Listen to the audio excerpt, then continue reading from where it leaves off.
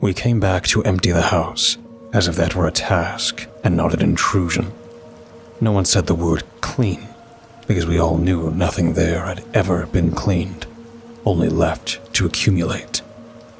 My grandmother, Maria, had already passed away when we returned, and her absence weighed more than the furniture still left inside. My mother went in first, her shoulders raised as if expecting a blow, and my aunt followed behind her, counting steps she didn't say out loud. I stayed 1 second longer at the front door, breathing in air I didn't recognize as old, but as contained, as if the house had been holding something back for the exact moment someone touched it again. We went up to the second floor. We didn't say it. Our bodies remembered the order better than we did. The stairs creaked in the same places, and that detail bothered me more than the silence. My mother touched the wall with the tip of her fingers, not to steady herself. She wanted to confirm it was still there. She knew. The air was colder than outside on the street, but it didn't move. It was a still cold that settled low in my lungs. Do you remember when the power went out? My aunt sat without looking at us. It was always at night, my mother replied. No one added anything else. We walked slowly, dodging furniture that was no longer there, and still our bodies avoided those sharp corners. I felt a light pressure in my chest, like when a room is full, even if no one is in it. I thought it was just suggestion, because of everything we lived in that house, until I saw my mother stop for a second, bring her hand to her sternum, and release her breath all at once, as if she had remembered something too quickly. It's almost funny to think how all of us went to the same place, without speaking, without looking at each other. Our bodies led us there, the blood pushing through our veins toward that room. The door to my grandmother, Maria's bedroom, opened without resistance, and that was the first thing that felt wrong. I expected stiffness, swollen wood, some kind of refusal. Instead, the room yielded. The smell was different from the rest of the house, cleaner, more familiar, and yet something was stuck there, like an emotion that can't find a way out. I felt nostalgia before I even thought of her, but the feeling didn't come alone. Beneath it was fear, and beneath the fear, a quiet anger that had been forming for years, ancient, not mine, and yet it recognized me. My aunt stayed at the door. My mother took 2 steps in and stopped. I knew, without anyone telling me, that something had been understood there that was never explained. It wasn't a bright revelation or a clear scene. It was more like a total, uncomfortable certainty, like suddenly seeing an entire body in an X-ray. The house, us, and the damage aligned in a single image that left no room for doubt. The room was almost empty, but not uninhabited. There were clear marks where the furniture had once been, paler rectangles on the floor, solitary nails on the wall, and a low dresser no one wanted to remove because it didn't weigh as much as what it had held. When I opened the top drawer, the coins clinked against each other with a familiarity that tightened my throat. My grandmother kept them there so she wouldn't forget that something small was always needed. My mother picked one up, rubbed it with her thumb, and put it back, as if it still had a purpose in that dresser.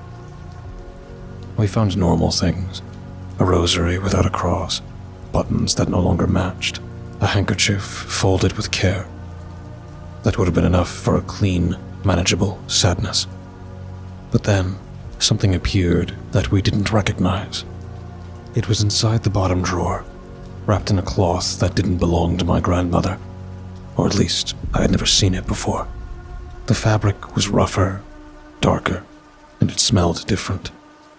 Not of humidity, of confinement. It was a small object, heavy for its size, and none of the 3 of us could say where it had come from. My aunt shook her head immediately.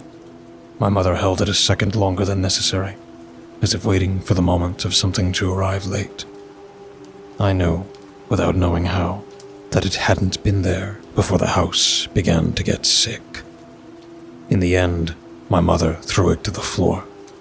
Later, we'll sweep the floor and get this thing out of here, she said, looking away from it. Behind the dresser was the bed, and to the right of the bed was the corner of the wall. The air changed right there, not colder or warmer, but denser, as if it were harder to push through. I felt a sudden pressure in my shoulders, a directionless shove, and my heart answered with a force that didn't match fear. It wasn't panic. It was recognition. My mother stepped back. My aunt placed her hand on the wall and pulled it away immediately, as if she had touched something alive. I stayed still, an uncomfortable certainty growing from my stomach to my chest. That corner didn't belong to this room. It never had. It didn't fit. It was a piece from another puzzle. But something caught my attention. Something in the paint on the wall. Not because of what it showed, but because it didn't quite settle. In the corner, color looked poorly set, as if it had been reapplied in a hurry. I brought my hand closer without thinking too much and pressed my palm firmly against a surface that should have been solid. The vibration was immediate. Not a visible tremor, but an internal response, muted, that climbed up my forearm and lodged itself in my chest. I pulled my hand away and pressed it again, this time with more force. The wall gave way, just slightly, enough for the body to understand something before the mind found words. Behind that corner, there was no weight. There was passage. I leaned in and brought my ear closer. The sound wasn't clear or continuous. It wasn't water or air or any recognizable noise. It was more like an accumulation of poorly extinguished breaths, something moving very slowly, as if the space itself were being used. I pulled back and rested my head against another section of the wall. There, everything was different, cold, compact, full. It returned nothing. Come here, I said, not knowing why my voice came out so low. My mother was the first to repeat the gesture. She pressed the wall, frowned, and pulled her hand back with a discomfort she didn't want to explain. My aunt leaned her head against it next, closed her eyes for a second, and shook her head. And this? I asked. What is this? No one answered right away.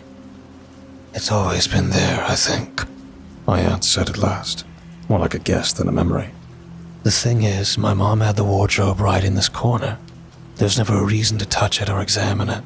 The explanation didn't calm anyone, because the question remained intact, vibrating just like the wall. If that had always been there, it would have been happening inside all those years without us noticing. The first thing we thought about was the first floor. Years ago, it had been completely remodeled, walls opened, pipes replaced, floors lifted. Today, it was a commercial space, with bright lights and clean display windows. If something like that had existed down there, someone would have found it. No one had mentioned strange cracks, or voids, or sounds that didn't belong. Everything had been in order.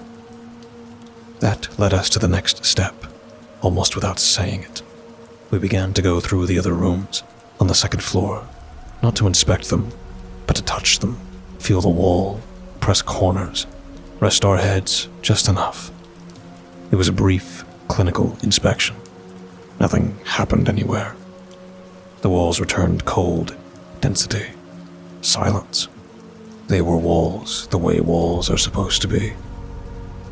We returned then to my grandmother Maria's room with a feeling hard to name, relief and alarm at the same time, because what we had found wasn't scattered. It was localized. We measured with our bodies what we could see. The vibration didn't stay in one exact point. It spread horizontally, taking up a good part of the wall, like a poorly sealed cavity. But when we tried to follow it downward, the sound faded. It didn't descend. It refused the floor. I lifted my head, brought my ear higher, near the edge of the ceiling. There, the space responded again, not with noise, but with continuity, as if the emptiness didn't end in that room. as if it continued. Up, I said, before thinking whether I wanted to know. This is coming from above. We stayed for a moment on the landing, looking upward without really doing it. That was when I asked, more out of necessity than curiosity. Who slept right above my grandmother's room? My mother took a while to answer. She frowned as if the image refused to come to her. I think it was the main bedroom, she said without conviction. But I'm not sure. I stopped going up after a while. I nodded, because I myself had stopped going up very early in my life. My body had decided before my memory did. My aunt didn't answer right away. She had her hand on the railing, her knuckles white. Yes, she said at last. It was the main one. I looked at her. Purisas? She nodded once. She nodded once. She and Augustine slept there at first, she said, almost whispering. Later, he ended up on the couch, she added. Said she couldn't sleep with him next to her. We all knew that. The twins slept next door, she continued, her voice dropping a little more. The rooms were connected from the inside, but theirs didn't have a door to the hallway. The only door was hers. I felt something very close to anger, but without direction. I had always thought that, in the end, they had built a door for my cousin, for their privacy and their needs. So, to get out, I said, they had to go through her room. Always, my aunt replied. That was when I understood why my aunts didn't want to go upstairs. It wasn't the house. It was the people she'd been forced to remember inside it. My mother was the first to say we had to go up. She didn't say it firmly, but with that quiet stubbornness that appears when there's nothing left to lose. I nodded immediately. My aunt shook her head, stepped back, then again. We don't have to go up, she said. We already know enough. No, I replied. We know where from, but we don't know what. She looked at both of us, as if searching our faces for a valid reason to put her body back where it didn't want to be. In the end, she went up, but she did it behind us, keeping the exact distance of someone who wants to leave quickly if anything moves. The stairs to the third floor had a different sound. Not louder, hollower. I climbed, counting the steps without meaning to. 16, and on each one, I felt the space narrowing. We walked down the hallway toward Teresa's room without stopping too much, but not quickly either. There was no order to respect. The accumulation had already taken care of filling everything. Dust layered thick, cracks in the walls like dry mouths, paint lifted and burst open from humidity and years. The smell was sour, old, insistent. At the end of the hallway, directly in front of us, was the door. I recognized it before we reached it, not because it was different, but because the body remembered its weight. Teresa's room. We went in, and the first thing I thought was how much someone takes with them when they leave. A television, for example. No one leaves a television behind if they're in a hurry, if they're fleeing, if they need to start over, unless they don't want to take anything that witnessed them. There was also a plastic rocking chair, twisted to one side. The yellowed curtains hung heavy, so worn it seemed a minimal breeze could turn them to dust. Nothing there seemed made to stay clean. In a corner, a basket of clothes remained intact. It had stayed there, anchored to them, absorbing whatever the air offered it. The mattress was bare, resting directly on the base. Gray, sunken, stained. There were brown marks, yellow ones, and a darker one, reddish-brown that I didn't want to look at for too long. The image reached me before the memory. Eva, unconscious, her body surrendered after convulsions. Uncle Augustin crying silently, sitting on the edge, combing his hair with his fingers as if that could give something back to her. And Eva didn't convulse like someone who falls and shakes on the floor. She convulsed like someone responding to a war alarm that never shuts off. Teresa wasn't there. She was never there, always in the kitchen or out on the street, doing who knows what. To the right, the door that led to the twins' room was still there. We couldn't enter without passing through this one. We never could. I peeked in. The space was narrow, compressed. 2 beds, too close to each other. A wardrobe that held more of Buddha's things than theirs. Wood bitten by termites, dust, tight cobwebs in the corner. But what weighed the most wasn't what could be seen. I thought of Esteban, how he didn't sleep, how he stayed lying down, hugging his pillow, begging for morning to come, trying not to take his eyes off his sister. Eva watched him from the foot of the bed, her eyes unfocused, her body rigid, her muscles ready to run, vigilant, as if the danger didn't come from outside, but from something already inside the room, inside his roommate. I felt a horrible pressure in my chest. Sadness, fear, an ancient pain that hadn't found a place to settle. And I understood that place had not been a bedroom. It had been a permanent state of alert, a place where growing up meant learning not to sleep.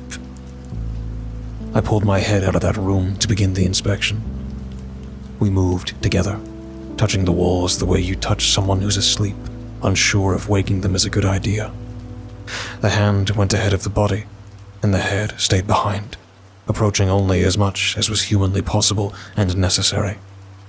The horror wasn't in what we could see, but in what the blood seemed to recognize and wants to avoid. When we reached the corner, we tried first at head height, open palms, firm pressure. Nothing. The wall returned what was expected. Solidity, cold, silence. We lowered to chest height. The same. No vibration, no hollow, no response. Above, over our heads, nothing either. We tapped lightly and got a full sound. Normal. I looked down. At first, it seemed the same. But when we stayed still, holding our breath a second longer, something else appeared. Not a sound, a force, a slight, insistent pull, as if something were tugging from inside without touching. Not upward, not sideways, downward. I knelt and then lay flat on the floor, stretched out like a board, my face too close to the wooden planks. The smell was different down there, drier, older. I pressed my cheek against it and closed one eye to focus. That was when I felt it clearly, right in that corner, at the bottom. There was something that didn't belong. A board set wrong, false, slightly raised at one end. The sensation was immediate and brutal. If it gave way, if I pushed a little more, something could swallow me. Not violently, patiently, like a black hole that doesn't need to move to pull you in.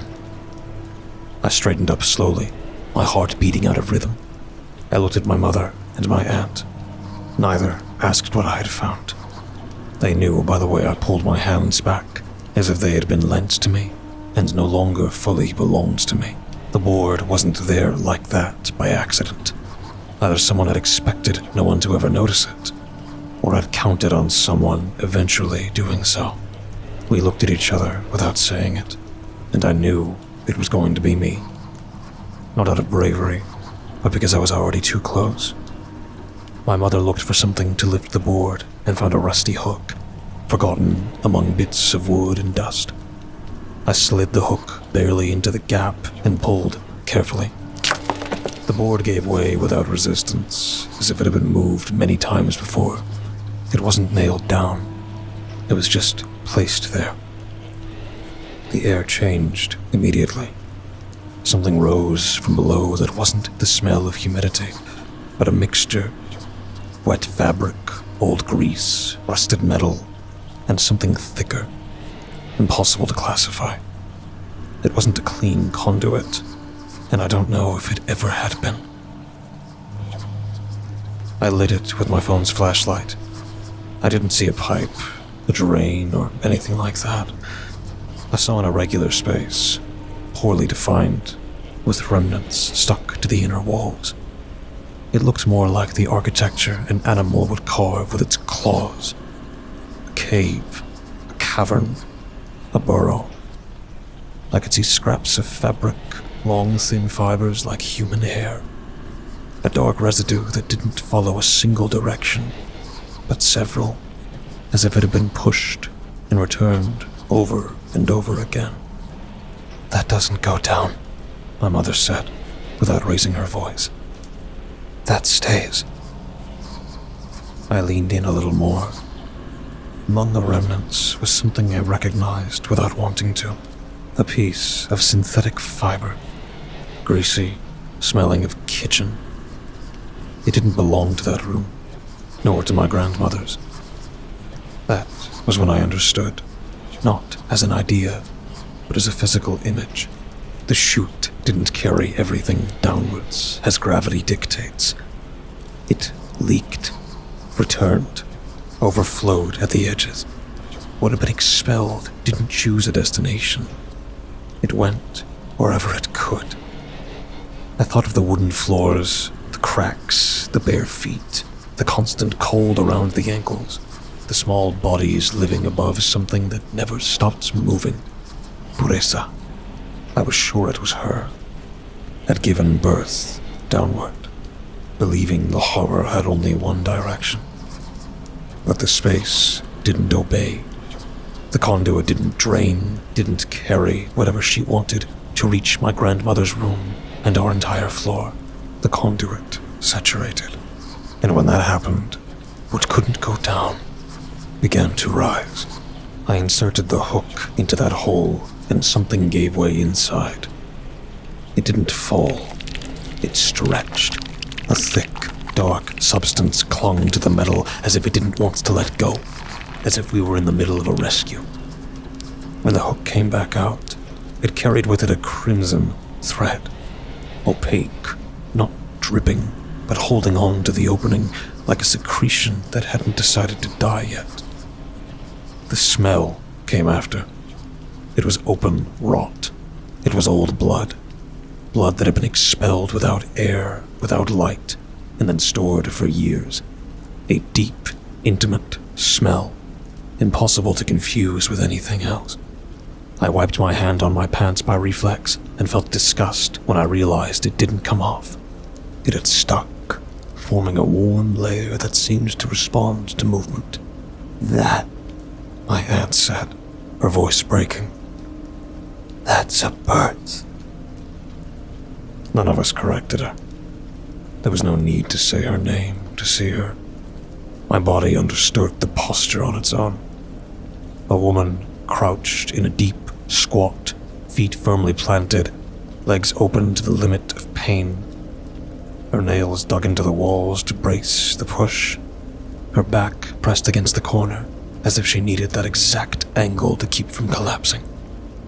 She wasn't birthing a child. She was birthing discharge.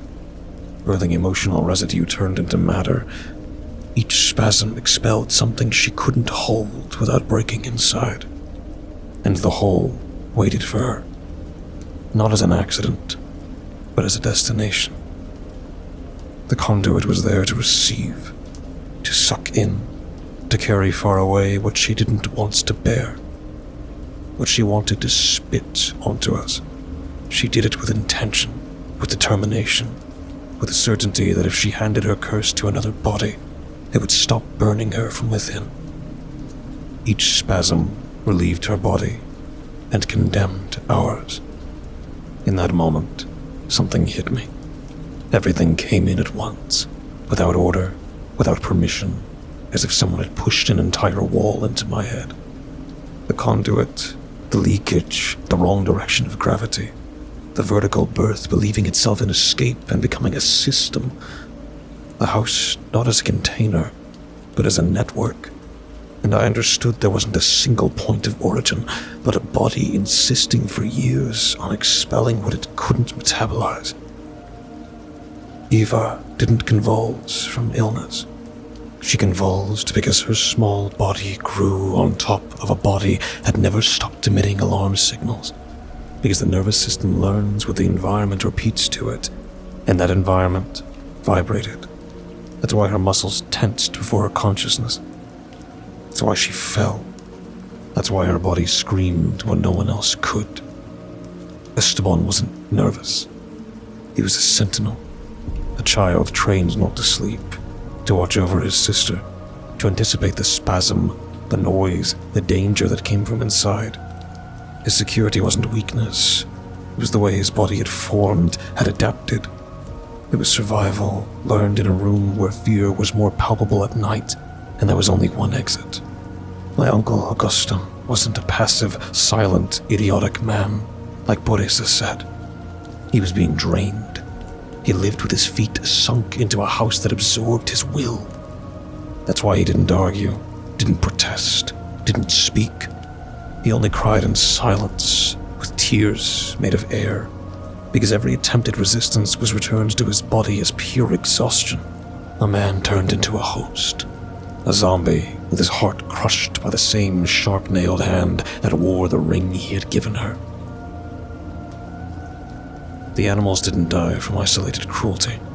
They died because she couldn't distinguish between care and discharge, because her hands offered affection and harm with the same indistinguishable gesture, because what isn't processed gets acted out. Enrique looked at her with anger and need because he had grown up seeing the origin of the evil without being able to name it, because he sensed she was both source and victim at the same time, just like him, because he hated what had contaminated him, and still he recognized it as his own. The food was never food, it was bait. That's why it smelled of rot even when freshly made. That's why something in the stomach closed before the first bite. It didn't nourish, it captured. The marks of her own body weren't external attacks from demons, witches, and ghosts like she wanted us to believe. They were marks of the return. Her own residue crawling up from the floor, clinging to her ankles, climbing her legs, claiming her bones, her marrow, the uterus that would later give a new life, a new birth, invading her genetic material. That's why the only thing she could give birth to was that, because she was no longer the machinery the horror had hijacked to reproduce itself. She herself was the parasite. That's why the screams were heard on the second floor, and that's why those screams had no throat, because the throat was the hole connecting her room to my grandmother Maria's, like emissions from a saturated space. And the woman who cried at the foot of my bed didn't want to kill me. She wanted to be seen. I held my breath, not out of fear of dying, but out of fear that she would know I wasn't fully contaminated yet, that I wasn't fully parasitized. That's why there were puddles of water that sometimes appeared in the middle of the patio at dawn, and they didn't come from a broken faucet or a faulty pipe. They came from above, always from above, and that's why they smelled like sewage. That's why they appeared without explanation. Now I know why so many needles appeared in the corners of our floor, of our house. They weren't lost. They were precisely placed, like reminders, like the thresholds, on a chair, on the mattress, inside the foam of my pillow, in the exact place where the body lets go. There, I saw it whole.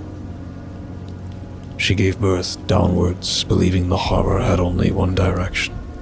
But the conduit she had scraped out with her own nails didn't drain. It saturated, and when it could no longer go down, it spread, it leaked, it climbed up the walls, through the boards, through their sleeping bodies. It stayed to live with all of us. Borisa didn't flee because she had reached whatever goal she had. She fled because the system sent it back to her. I could say I always knew that Borisa did strange things, that there were rituals, habits, silences placed in the wrong places. But I never imagined this scale. I never imagined it wasn't an isolated gesture, but a whole uterus functioning for years. My grandmother, Maria, was the first to receive it all. Whether she died from that or from an illness that comes with age, I don't know. Maybe there's no real difference between the two. The body also gets tired of holding what it never asked for. That day, we abandoned the house. Not the way you abandon a place, but the way you abandon an organism that is no longer compatible with life. We didn't clean. We didn't gather anything. We didn't choose what to keep. We never touched those floors or those walls again.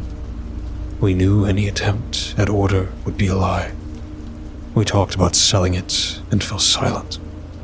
Who would live there afterward? What would happen when the space closed itself again around our bodies? There was no longer a woman birthing her filth, but the cracks remember. The materials remember. We didn't know how much had remained or how far it had seeped. We also didn't want it to become an abandoned house that could be inhabited by some mortal clown. One of those houses time eats slowly, because time always works for these things. So we did nothing. The house stayed there. Not alive, not dead. An empty uterus no one dares to fill again.